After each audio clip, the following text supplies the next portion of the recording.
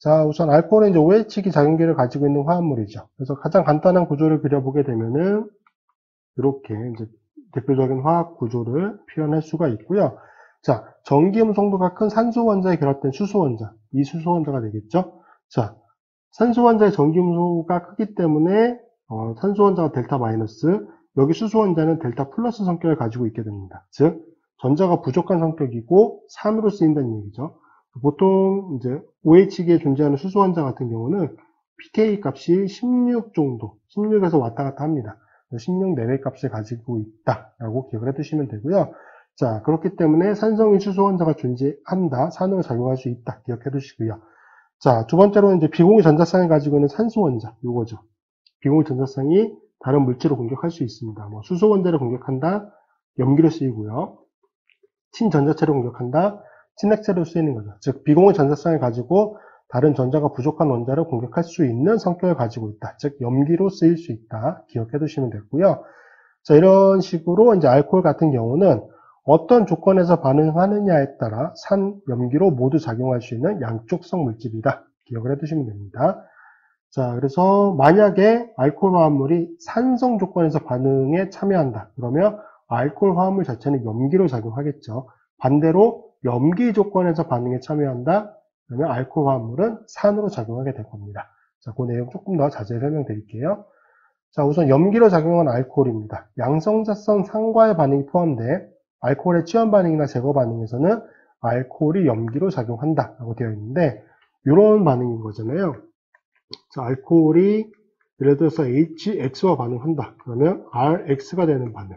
자, OH기가 좋은 이탈기로 바뀌면서 X-가 중간체로 공격해서 취한 반응 형태로 진행이 되는, 자, 친핵성 취한 반응이 되겠죠. 자, 친핵성 취한 반응에서 첫 번째 과정이 뭐냐면 산염기 반응이 포함됩니다. 그래서 OH기의 산소 원자가 H+를 공격하는 과정이 포함이 되죠. 이 과정이 바로 이거예요. OH기가 강산에 의해 양성자 첨가되어, 영어로 이제 프로토네이션이라고 부릅니다. 양성자 첨가되어 좋은 이탈기인 옥소늄 이온으로 변화가 된다.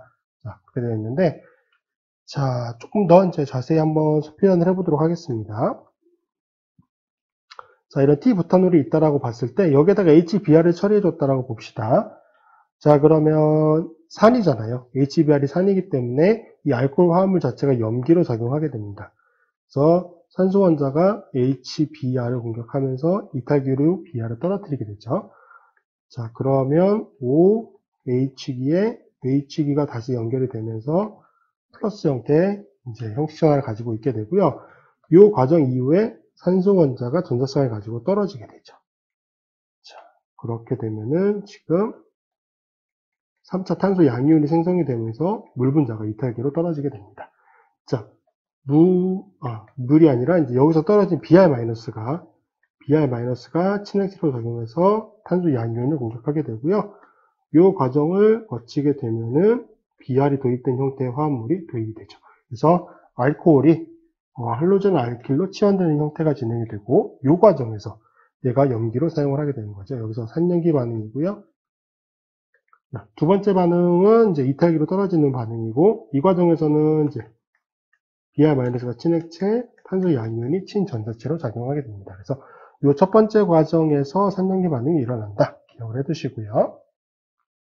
자, 두 번째로는 이제 산으로 작용하는 알코올입니다. 산으로 작용한다는 얘기는 염기적인 성격을 가지고 있는 물질과 반응한다. 그렇게 보시면 되겠죠. 그래서 알코올을 염기와 반응시키게 되면은 OH기의 수소 원자가 산으로 작용해서 이제 알콕사이드라고 하는 화합물을 생성을 합니다. 이 경우도 똑같이 산염기 반응이 일어나는 거예요. 자, 알콕사이드는 이제 강친액체, 강염기적인 성격을 보통 가지고 있습니다. 그런데 입체적인 크기에 따라서 염기로만 사용되는 경우도 있을 수 있고요. 자, 예를 들어서 에탄올 같은 거. 자, 이 화합물에다가 예를 들어서 이제 염기를 처리해 주는데, 보통 다양한 형태의 염기가 제공이 되는데, 실제적으로 알코올 화합물과 제일 많이 반응을 하는 염기는 소듐 하이드라이드라고 하는 시약입니다. 그래서 소듐 하이드라이드를 처리해 주게 되면은 여기 수소 원자가 이렇게 연결되어 있는 상태에서 H-가 수소 원자를 공격하게 되죠.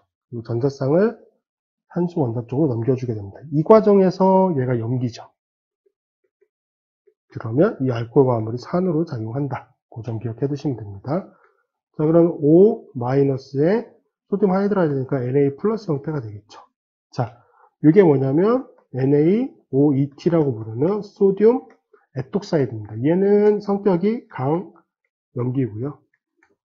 더불어서 강 친액체적인 성격도 가지고 있습니다. 자, 반면에 예를 들면 앞서서 나왔던 티부탄올 같은 경우 여기에도 염기를 처리해줄 수 있습니다. 또 똑같이 H-를 처리해준다라고 보면은 자, 공격을 하고 수소전자가 결합을 끊어내면서 전자쌍을 산소전자 쪽으로 넘겨주게 되겠죠.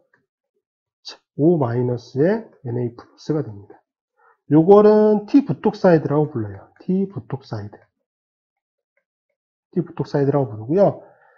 자, T-부톡사이드 같은 경우는 강염기이긴 합니다.